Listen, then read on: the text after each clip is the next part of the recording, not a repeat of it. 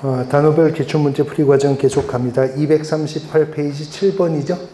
보겠습니다. 개업공인중개사가 선순위 저당권이 설정되어 있는 서울 소재 상가 건물, 선순위 저당권이 설정되었다면 그 선순위 저당권이 소멸 기준이 되겠죠? 그러니까 이 상가 건물이 경매 처분되었을 때 낙찰자에게 임차권 주장할 가능성은 없어져 버렸네요. 예, 그런 상가 건물 임대차의 기간은 2018년 10월 1일부터 1년이고 보증금 5천만 원에 월차임이 100만 원으로 임대차를 중개하면서 임대인 갑과 임차인 을에게 설명한 내용으로 옳은 것은, 자, 지금 보증금 외에 월차임이 있는 약정이었었다면 월차임 100만 원 곱하기 100하면 그거 1억이네요. 1억 원에다가 보증금 5천만 원을 더하면 1억 5천만 원이죠. 예, 보증금 1억 5천만 원의 경우랍니다. 1항 을의 연체 차임액이 200만 원에 이르는 경우 갑은 계약을 해지할 수 있다. 이게요, 주택이었었다면 계약 해지할 수 있죠. 근데 상가일 경우에는 3기의 차임에 달하도록 차임 연체가 있어야 되는데 아직은 2기의 차임 연체밖에 없죠. 틀렸고요. 2항 차임 또는 보증금의 감액이 있은 후 1년 이내에는 다시 감액을 하지 못한다. 감액 청구는 범위나 기간에 대해서 제한을 두지 않고 오직 증액 청구에 대해서만 제한을 두죠. 증액 청구는 20분의 1 범위 내에서, 그것도 임대차 계약이 체결된 후 1년이 경과해야 할 수가 있었던 겁니다. 2항도 틀렸고요. 3항 갑이 2019년 4월 1일부터 2019년 8월 30일 사이에 을에게 갱신 거절 또는 조건 변경의 통지를 하지 않은 경우에 2019년 10월 1일 임대차 계약이 해지된 것으로 봐요. 묵시에 갱신이 발생하게 된 거죠. 이렇게 묵시에 갱신이 발생했다면 상가 임차인은 이제 언제든 임대인에게 계약의 해지를 통고할 수도 있고요. 3개월이 경과하면 효력 발생하게 될 것입니다. 4항 상가 건물에 대한 경매 개시 결정 등기 전에 을이 건물의 인도와 부가가치세법에 따르는 사업자 등록을 신청한 때에는 보증금 5천만 원을 선순위 저당권자보다 우선 변제를 받을 수 있다. 선순위 저당권자보다 우선 변제 받기 위해서는요, 소액 임차인이 되어야 되죠. 환산보증금 1억 5천만 원이면 그 상가 건물의 소재지가 서울이라 하더라도 최우선 변제권은 없는 임차인입니다. 5항 을이 임대차의 등기 및 사업자 등록을 마치지 못한 상태에서 2019년 1월 5일 갑이 상가 건물을 병에게 매도한 경우에 병의 상가 건물 인도 청구에 대해서 을은 대항할 수 없나요? 대항할 수 없죠. 대항력을 주장하려면 을이 임대차 등기가 되어 있지 않다 하더라도 상가 건물의 인도와 사업자 등록을 신청했어야 되는 것이니까요. 5항이 정답이 되겠네요. 8번 문제. 갑은 을과 을 소유의 X부동산의 매매 계약을 체결하고 친구인 병과의 명의신탁 약정에 따라서 을로부터 바로 병 명의로 소유권 이전 등기를 하였다. 이와 관련해서 개업공인중개사 갑과 병에게 설명한 내용으로 옳은 것을 모두 고른 것은, 자, 또 명의신탁 약정이 보이는데 아까 보셨던 명의신탁은 계약 명의신탁이었었죠. 근데 지금은 어떤 명의신탁 약정이 보이세요? 등기 명의신탁, 계약 명의신탁? 지금 이렇게 말해요. 갑은 을과 을 소유의 X부동산의 매매 계약을 체결했다. 그러니까 갑이 매수인이었었죠. 갑이 매수인이었었고 을이 매도인이었었어요. 그래서 매매 계약은 누구 간에 이루어졌어요? 갑과 을 간의 매매 계약이 있었었잖아요. 갑과 을 간의 매매 계약이 있었었는데 갑이 병이라고 하는 자와 어떤 내부적인 합의에 의해서 소유권 이전 등기가 을에게서 병에게로 이렇게 등기 이전이 되었다고 하니까 나왔네요. 무슨 명의신탁? 예, 삼자 간의 등기 명의신탁의 구도가 나오고 있는 겁니다. 다른 말로 말씀하신 것처럼 중간생략형 명의신탁의 그림이 그려지는 것이죠. 옳은 것을 골라봅니다. 기억. 갑과 병 간의 약정이 조세, 포탈, 강제집행의 면탈, 그 밖에 법령상 제한의 회피를 목적으로 하지 않는 경우에 명의신탁 약정 및 그 등기는 유효합니까? 언제나 명의신탁 약정 무효가 되는 거죠. 이 명의신탁 약정이 무효가 되는 것은 물론이고 이 등기와 물권 변동의 효과도 무효가 되게 될 겁니다. 기억 틀렸고, 니은 병이 X부동산을 제3자에게 처분한 경우에 병은 갑과의 관계에서 횡령죄가 성립하지 않아요? 병이 X부동산을 제3자에게 갑의 동의 없이 임의 처분했을 때 이거 형법상 횡령죄가 성립하지 않나요? 네, 성립하지 않는다는 것이 최근 판례의 입장이라고 해서 썼습니다. 니은은 맞고요. 조금 이따 부연 설명 다시 할게요. 그 다음에 디귿. 갑과 을 사이의 매매 계약은 유효하므로 갑은 을을 상대로 소유권 이전 등기 청구를 할 수가 있다. 여기 명의신탁 약정 무효죠. 등기와 물권 변동도 무효죠. 그러나 신탁자 갑과 을 간의 매매 계약이 무효인 건 아닙니다. 계약은 유효하기 때문에 갑은 실명법 위반에 따르는 제재는 감수해야 되겠지만 계약은 유효하니까 원소유자인 매도인 을에게 소유권 이전 등기 청구할 수가 있게 될 것이다 라고 하는 것입니다. 디귿도 맞죠? 그 다음 리을. 병이 소유권을 취득하고 갑은 병에게 대금 상당의 부당이득 반환 청구권을 행사할 수 있다. 지금 병이 소유권을 취득합니까? 명의신탁 약정에 의한 등기와 물권 변동이 무효가 되니까 병은 소유권을 취득할 수가 없습니다. 그러므로 박스 내에서 옳은 지문은 니은과 디귿이거든요. 그런데 이게 지금 재작년 30회 기출문제였었는데요. 그 전에 문제가 나왔을 때는 답이 또 달라질 수 있었던 것이 아까 계약명의신탁의 그림을 보셨었죠? 계약명의신탁은 이런 거였었어요. 신탁자와 수탁자 사이에 아까 왜 주식회사 A하고 그 직원 갑 얘기 나왔었잖아요. 작년 기출문제. 내부적으로 명의신탁 약정을 하는 겁니다.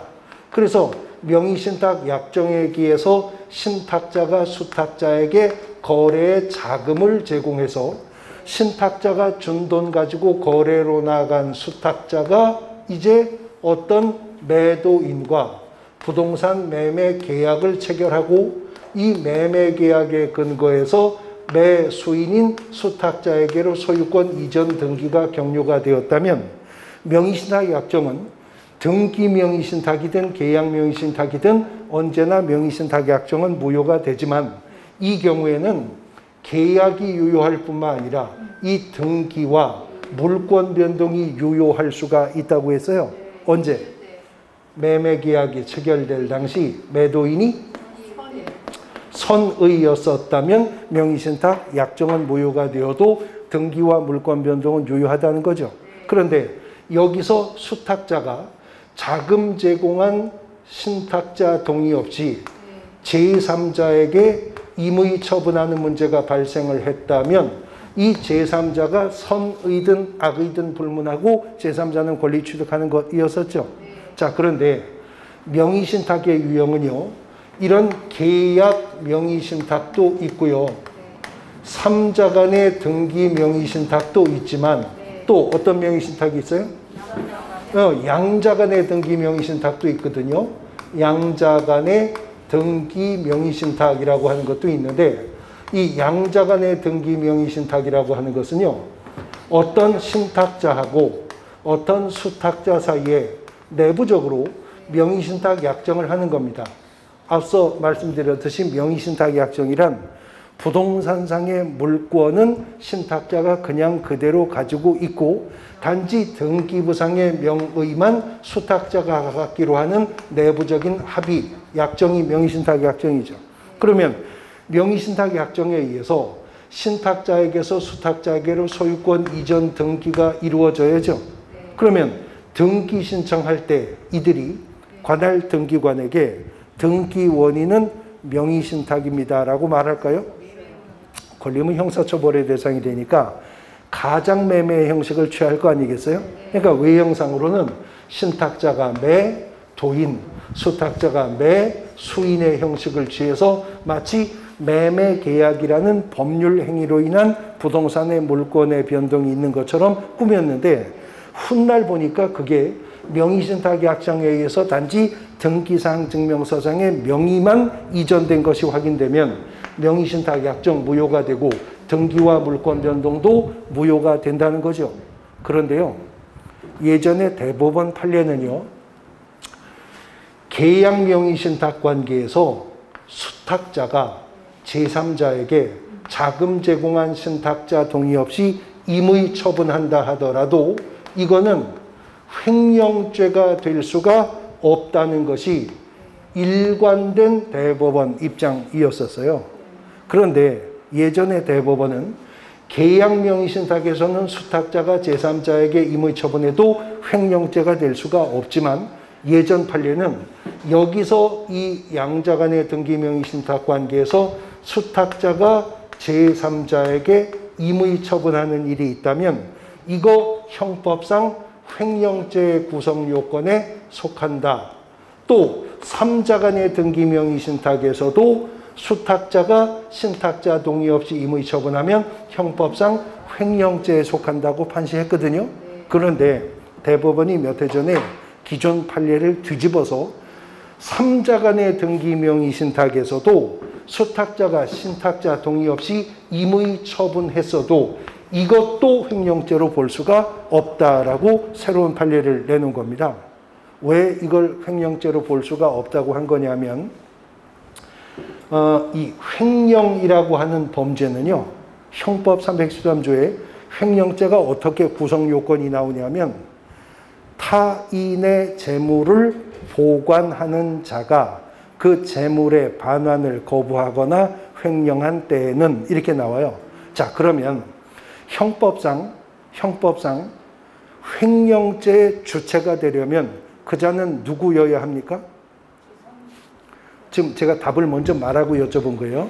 형법이 뭐라고 말하냐면 횡령죄에 대해서 타인의 재물을 보관하는 자가 이렇게 나가요. 이렇게 나가요. 그러면 횡령죄의 주체가 되려면 누가 되어야 돼요? 타인의 재물을 보관하는 자이어야 하죠. 근데 보세요. 지금 신탁자가 준 돈 가지고 산 땅이나 집 있잖아요. 그러면 그 땅이나 집은 등기상 증명서 갑구상의 소유 명의자가 누구예요?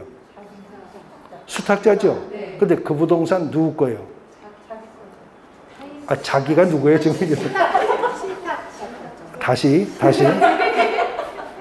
다시 계약 명의신탁에서는 계약 체결 당시 매도인이 선이었다면 명의신탁 약정만 무효지 등기도 유효하고 물권 변동도 유효하다 그랬어요. 네, 그러면 다시 질문.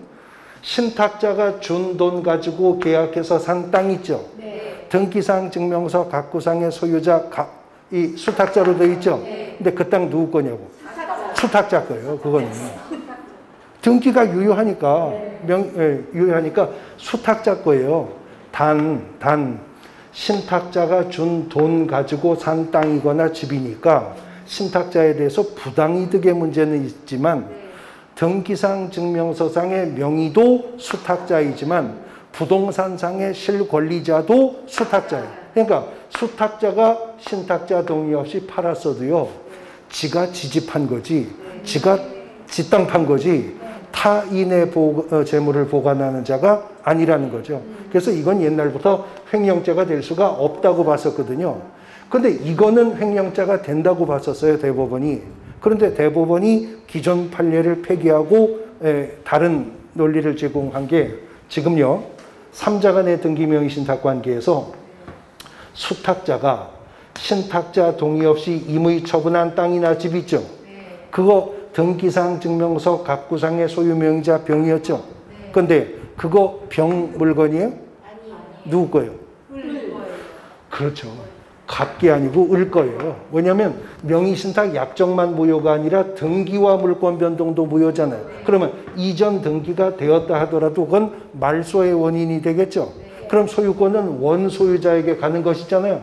그러니까 타인의 재물을 보관하는 게 타인의 재물, 갑재물이 아니라는 거죠.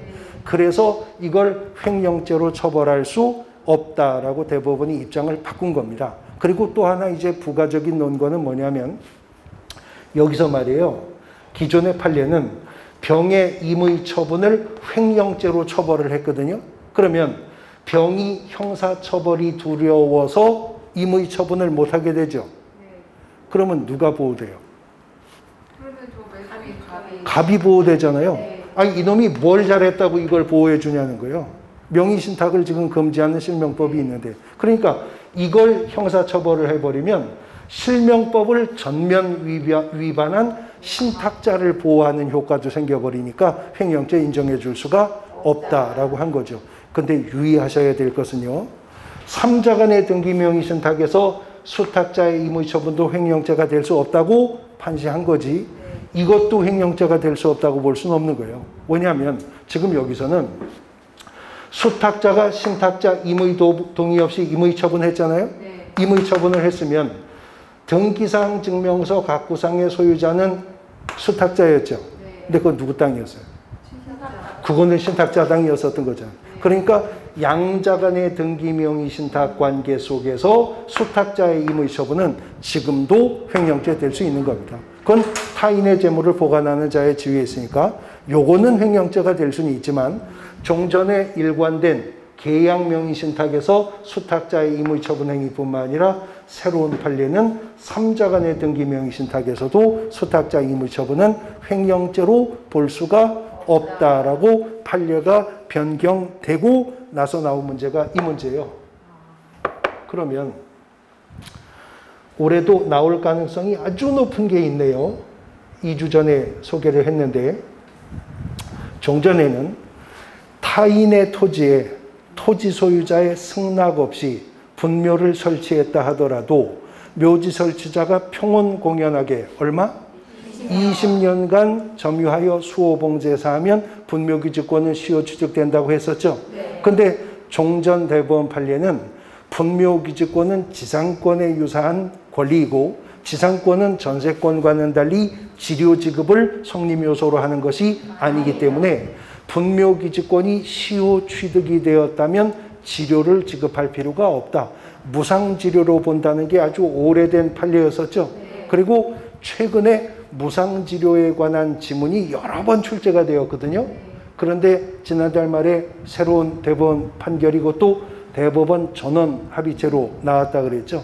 그래서 이제는 지료 지급 의무가 있는 것으로 본다는 거죠. 단 지료 지급은 소급해서는 아니고 지료 지급을 청구하면 그때로부터는 지료 지급 의무가 있는 것으로 본다라는 기존 판례를 뒤엎는 대법원 판례가 나왔습니다. 그리고 이제 32회 시험이 시행되니까 이번 시험에 나오겠어요, 안 나오겠어요? 나오겠어요. 몰라요, 그건 이제 내려가는 거지. 그런다고 나오는 건 아니지만 나올 가능성이 매우 높다는 거죠. 네, 매우 높기 때문에 그 판례는 또 기억하셔야 되겠습니다. 페이지 넘어가 9번.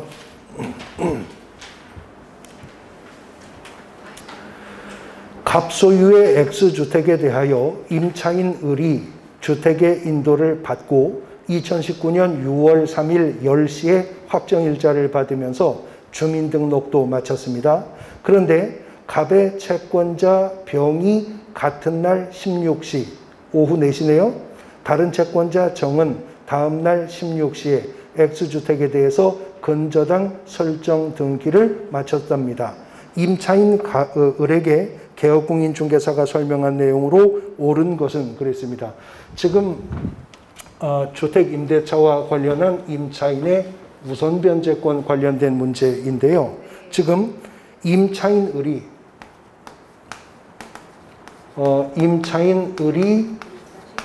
2019년 6월 3일 2019년 6월 3일 몇 시? 네, 10시요. 10시에 주택의 인도와 준비등록 대항 요건을 갖추었다는 거네요. 대항 요건을 갖추고 확정일자도 그날 받았다는 거죠. 그런데 이 주택에 같은 날 갑의 채권자 병이 같은 날 16시에 같은 날 동일한 날 병이 근저당을 설정을 했다는 거죠. 근저당을 설정을 했고요. 그 다음에 또 다른 채권자 정은 다음 날, 그러면 6월 4일이네요. 6월 4일 날 정도 근저당을 설정했대죠. 예, 근저당을 설정했다. 그러면 지금 요 사례 속에서 보시죠. 요 사례 속에서 보시면 임차인 을의 대항력은 언제 발생합니까? 6월 4일 0시에 대항력을 확보하게 되겠죠. 그런데 확정일자는 언제 받았어요? 6월 3일 날 확정일자 받았죠. 그럼 우선 변제권은 언제 발생해요? 6월 4일 0시 주간? 네, 0시에 대항력과 함께 발생할 겁니다. 근데 병근저당의 효력은 언제 발생하죠? 6월 3일 주간에 발생하겠죠. 네, 주간에 발생하겠죠. 그 다음에 정근저당의 효력은 언제 발생하겠어요? 6월 4일 네, 주간에 발생하겠죠. 그러면 날짜는 같아도요, 시간의 선후가 지금 있는 거죠. 네, 병과 정간에. 그런데 병은 이미 그 전날인 3일 주간에 저당권, 근저당의 효력이 발생합니다. 그러면 소멸 기준이 되는 권리보다 대항력 늦었죠.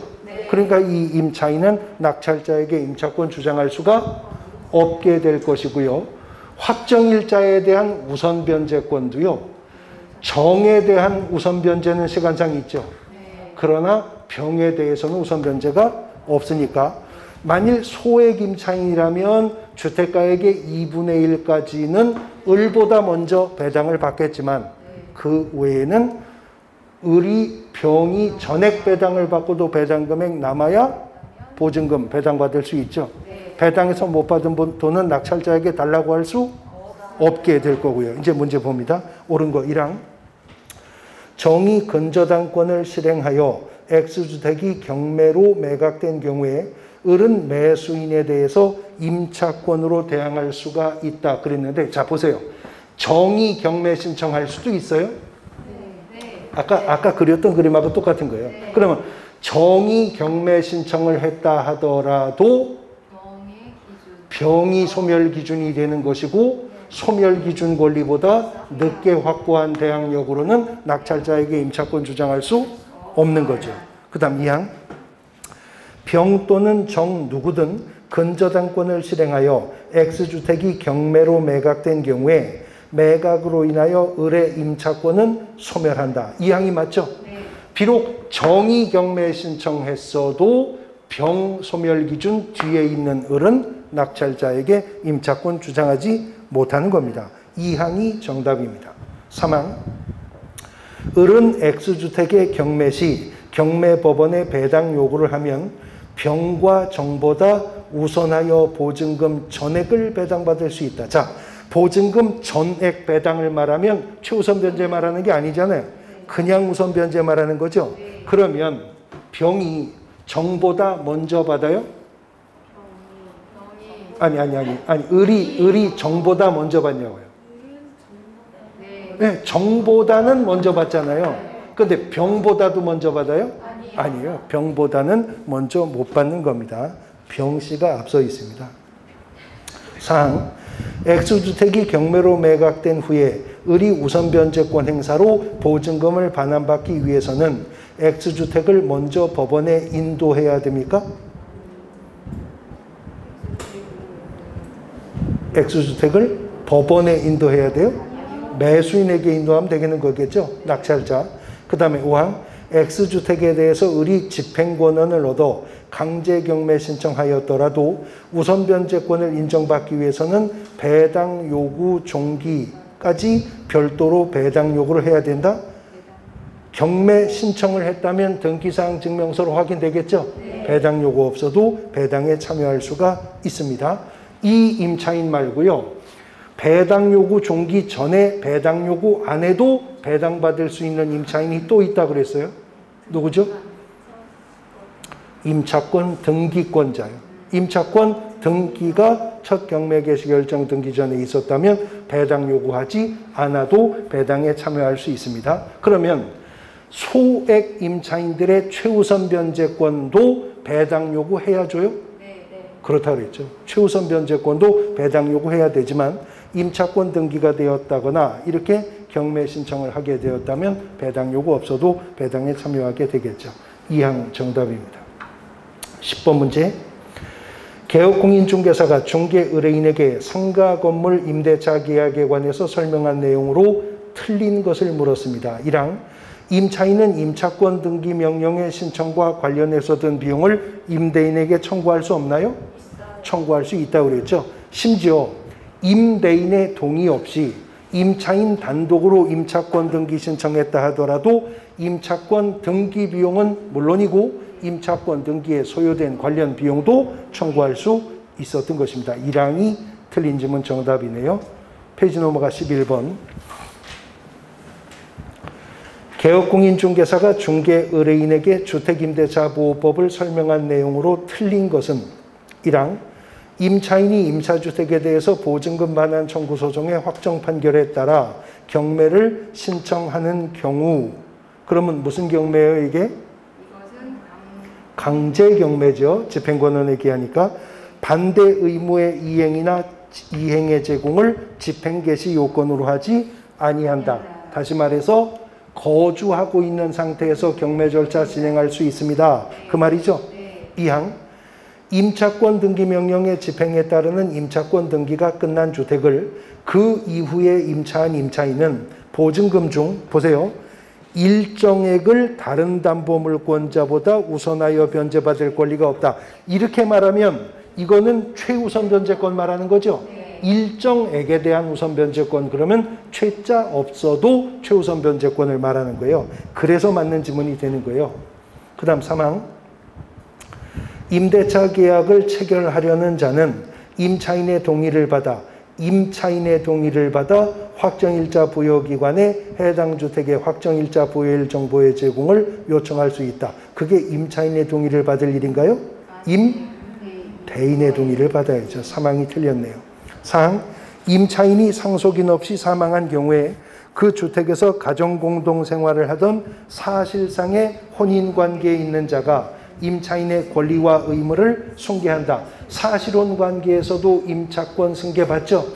근데 승계받아야 돼요? 아니요. 안 받을 수도 있죠. 어떻게 하면 돼요? 안 받고 싶으면? 1개월 임차인 사망 후 1개월 이내에 임대인에게 반대 의사를 표해서 안 받을 수 있습니다. 5항. 주택에 등기를 하지 아니한 전세, 그러니까 채권적 전세 말하는 거죠. 그거는 주택임대차보호법 준용하도록 합니다. 3항이 정답입니다. 12번. 공인중개사의 매수신청 대리인 등록 등에 관한 규칙에 따라 매수신청 대리인으로 등록한 갑에 관한 설명으로 틀린 것을 말했는데요. 3항을 보시면 폐업 신고를 하여 매수신청 대리인 등록이 취소된 후 3년이 지나지 않은 갑은 매수신청 대리인 등록을 할 수 없다 그랬는데, 자, 지금요, 문맥상 이 폐업 신고가 중개업 폐업 신고예요? 경매대리 폐업 신고예요? 매수 신청 대리인이니까 이건 경매. 지금 중개업 폐업 신고를 했을까요? 매수 신청 대리 폐업 신고를 했을까요? 매수 신청 대리. 아니, 그러면 중개업 폐업 신고를 한 자에게 공인중개사법상 등록 취소 처분 내려요? 아니, 조금 더 간단한 사례부터 보자고요. 중개업 폐업 신고를 하면 공인중개사법상 등록 취소 처분 내려요? 아니요. 아니, 그러면 자퇴한 학생한테 퇴학을 해요? 아니요. 이미 자퇴하면 학생 신분을 잃으니까 퇴학할 게 없죠. 그러면 매수신청 대리 폐업 신고를 했는데 매수신청 대리 등록 취소할 수 있어요? 이미 매수 신청 대리 폐업 신고를 했으면 그걸로 그 등록의 효력은 없어지니까 등록출을 못 하잖아요. 그러니까 출제자가 말을 안 해도 이건 무슨 폐업 신고예요? 중개업 폐업 신고했기 때문에 경매 대리 등록 취소한 거죠. 예, 그때는 매수 신청 대리 등록 취소 후 3년의 기간을 적용하지 않는 것입니다. 그래서 3항이 정답이죠.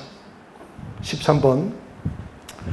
개업공인중개사가 중개의뢰인에게 민사집행법에 따르는 부동산 경매에 관해서 설명한 내용으로 옳은 것을 모두 고르랍니다. 기업.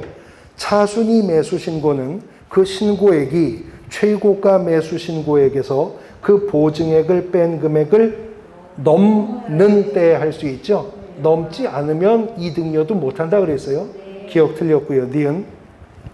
매각 허가 결정이 확정되어 대금 지급 기한의 통지를 받으면 매수인은 그 기한까지 매각 대금을 지급해야죠. 기한 중 언제라도 지급하면 확정적 권리 취득하는 거고요. 니은 맞습니다. 디귿. 매수인은 매각 대금을 다 낸 후 소유권 이전 등기를 촉탁한 때 매각의 목적인 권리를 취득해요? 아니요. 매각 대금을 완납하는 순간 확정적 권리를 취득하는 겁니다. 그러면 이 매수인이 외국인이었었다면 뭐 해야죠? 부동산 거래 신고 합니까? 안 합니까? 안 해요. 경매로 취득하니까. 근데 외국인 부동산 취득에 관한 특례 규정에 따르는 신고는 해야죠. 언제까지? 6개월 이내에 해야죠. 언제부터 6개월? 그러니까 그날을 물어보는 거예요. 네. 매각대금 완납한 날로부터 6개월 이내에 외국인 부동산 취득 신고하면 되는 겁니다. 안 하면 100만 원 이하의 과태료였었죠. 리을. 매각 부동산의 후순위 저당권자가 경매 신청을 하여 매각되어도 선순위 저당권은 매각으로 소멸되지 않는다. 지금 이 지문은 앞선 기출문제에도 몇 번 나왔죠.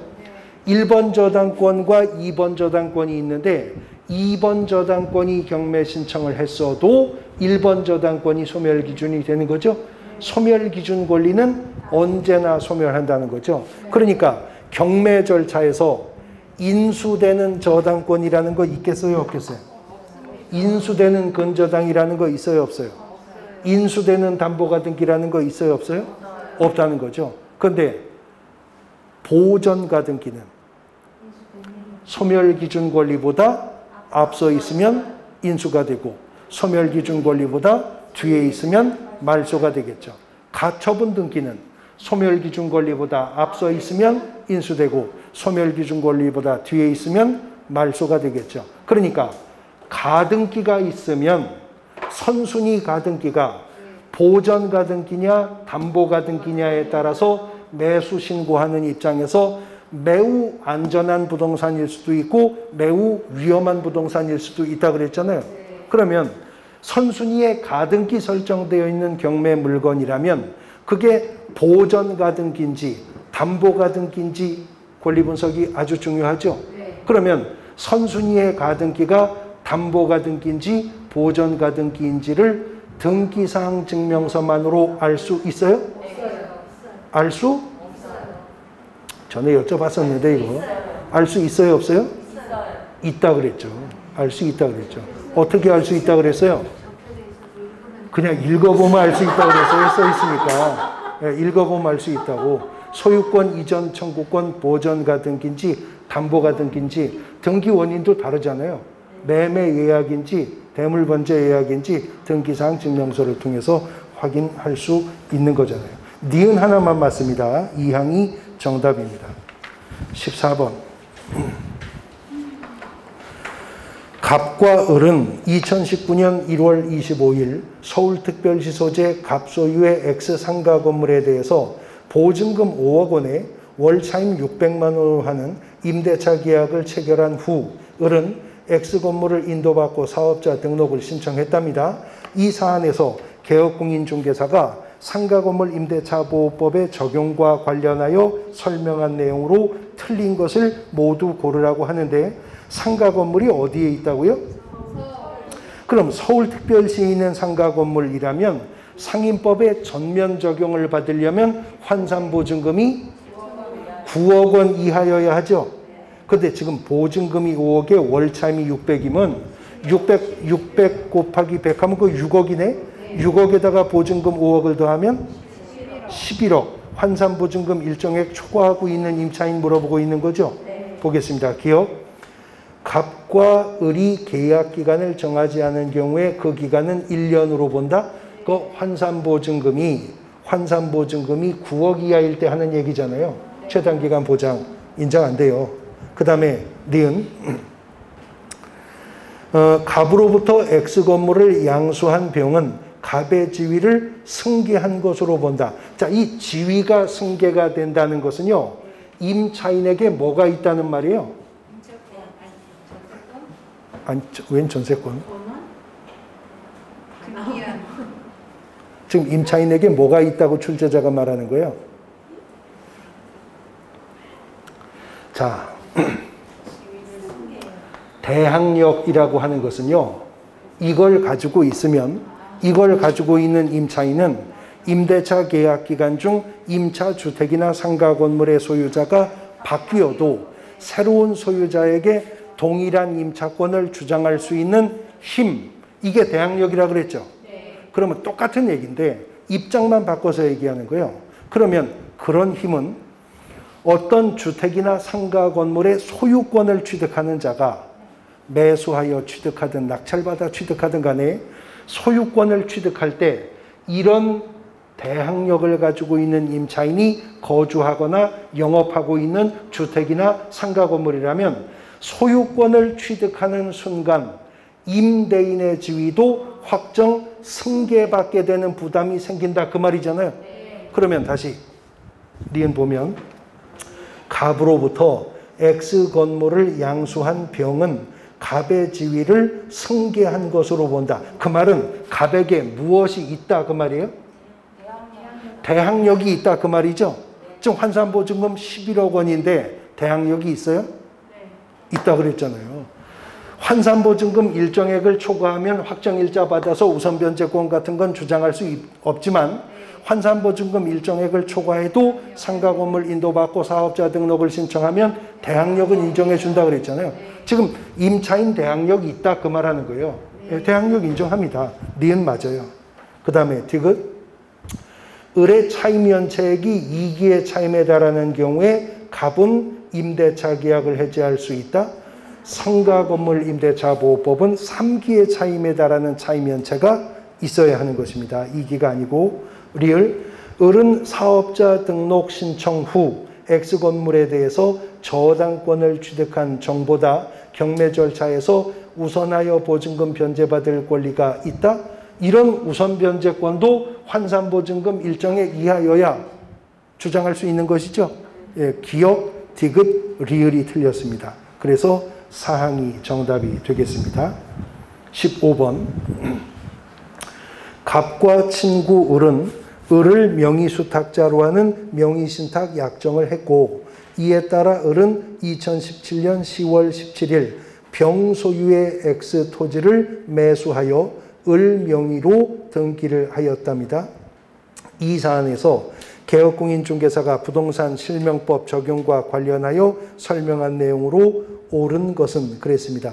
또 명의신탁이 나왔는데 이번 명의신탁은 무슨 명의신탁이죠?